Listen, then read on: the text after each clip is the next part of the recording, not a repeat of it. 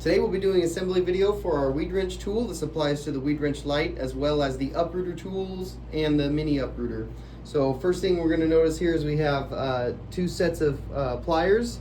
On the large tools, the weed wrench and the uprooter, we could probably get away with just using one set, but we have these just in case we need them. We're going to have a long clevis pin and a short clevis pin, and then we have our two cotter pins that are going to attach those. So what I do first of all is I'll start by getting my short clevis pin, and I'll get it put through the first hole of my handle here. We call this area the cheek plate, and I'll put this cheek plate over the top of the base.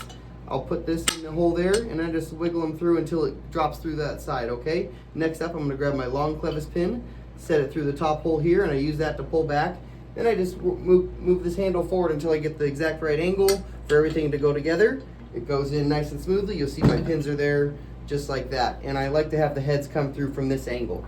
From this side here, now I'll take my clevis pins and drop them through these parts of the cotter pins. I'll start with the top one here. And you'll notice I got them through this way, but if on these long tool or these larger tools I have a little bit more room, I can turn the pin sideways like this. And if I turn it sideways, then I can get away with just using the one set of pliers. What I'll do is I'll turn it perpendicular to the tool, and I'll pull away, and then I just pull it out to a 90-degree angle, and that's enough to keep that bent. I'm going to go just a little bit more bent than that.